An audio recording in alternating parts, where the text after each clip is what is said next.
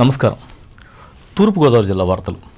దేశంలో ఎక్కడా లేని విధంగా రాష్ట్రంలో ముఖ్యమంత్రి జగన్మోహన్ రెడ్డి వాలంటీర్ వ్యవస్థను ప్రవేశపెట్టి పెన్షన్ ఇంటి వద్దకే అందజేయడం జరుగుతుందని రాష్ట్ర హోంమంత్రి, విపత్తు నిర్వహణ శాఖ మంత్రి తానేటి వనిత తెలిపారు.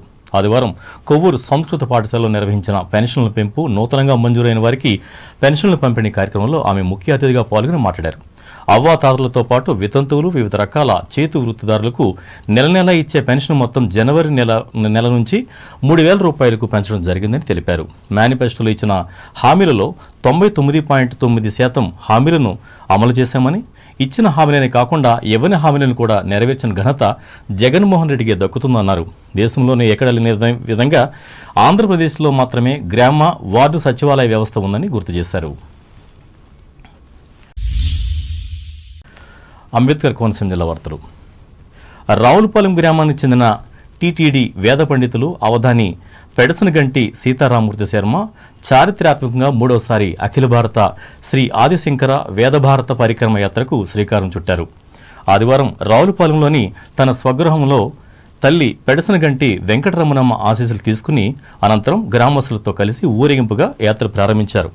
ఈ సందర్భంగా ఆయన మాట్లాడుతూ 2500 సంవత్సరాల క్రితం భారతదేశంతో పాటు ప్రపంచ దేశాల్లో హిందూ ధర్మాన్ని సంరక్షించి భారతదేశానికి 4 దిక్కుల్లో చతుర్రామనాయ పీఠాలను స్థాపన చేసిన శివస్వరూపులు శ్రీ జగద్గురు ఆదిశంకరాచార్యులు వారిని ఆదర్శంగా తీసుకుని ఈ యాత్ర ప్రారంభించారని తెలిపారు. తెలుగుదేశం పార్టీ విద్యార్థి విభాగమైన తెలుగునాడు స్టూడెంట్ ఫెడరేషన్ నాయకులు పి. గన్నవరం నియోజకవర్గంలోని నరేంద్రపురం గురుకుల హాస్టల్స్ను ఆదివారం పరిశీలించి విద్యార్థుల సమస్యలను అడిగి తెలుసుకున్నారు. ఈ సందర్భంగా పలు సమస్యలను విద్యార్థులు పార్టీ నాయకుల దృష్టికి తెచ్చారు.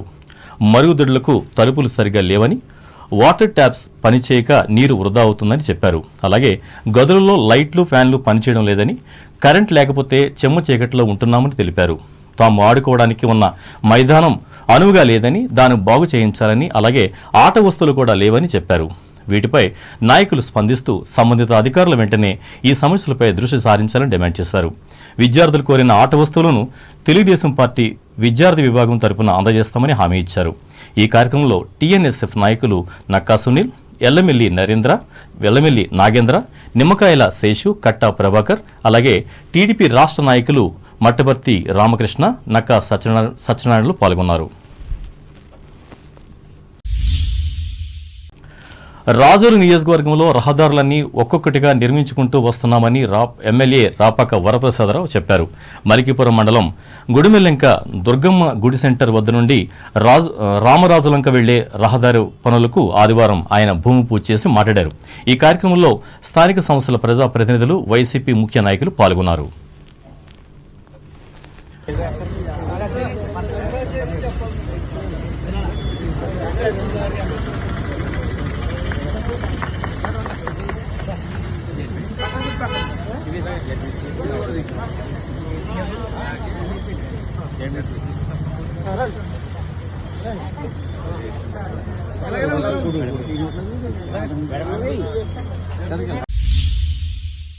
వార్తలు ముగించే ముందు ముఖ్యాంశాలు మరోసారి.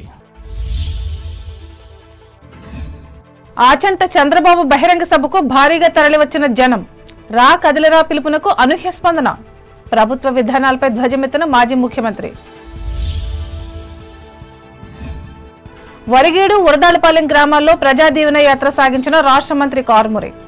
వెంట ఉన్న వైసీపీ నాయకులు, శ్రేణులు. తణుకు వేల్పూర్ రోడ్డులో క్రైస్ట్ లూథరన్ చర్చ్ కమ్యూనిటీ హాల్ను ప్రారంభించిన రెవరెండ్ పరదేశీ బాబు. పాల్గొన్న మత విశ్వాసకులు. పేదల ఆత్మ గౌరవాన్ని పెంచేందుకే ఏపీలో జగన్మోహన్ రెడ్డి పథకాలు. తాడేపల్లిగూడెంలో స్పష్టం చేసిన ఉప ముఖ్యమంత్రి సత్యనారాయణ. పెన్షన్ మొత్తాలను ఇంటి వద్దకు వచ్చి అందిస్తున్న ఘనత ఆంధ్రప్రదేశ్ ముఖ్యమంత్రి జగన్మోహన్ రెడ్డిదే. కొవ్వూరులో ప్రకటించిన హోమ్ మినిస్టర్ వనిత. రావులపాలెం నుంచి వేద భారత పరిక్రమ యాత్రను ఆరంభించిన ప్రముఖ అవధాని సీతారామూర్తి శర్మ. పి. గన్నవరం నియోజకవర్గ గురుకుల హాస్టల్ సమస్యలను తెలుసుకున్న తెలుగునాడు స్టూడెంట్స్ ఫెడరేషన్ నాయకులు. రాజోలు నియోజకవర్గంలో రోడ్లన్నిటినీ నిర్మిస్తున్న ఏపీ ప్రభుత్వం. మల్కీపురం మండలంలో వెల్లడించిన ఎమ్మెల్యే రాపాక. ఈ వార్తలు ఇంతటితో సమాప్తం. నమస్కారం.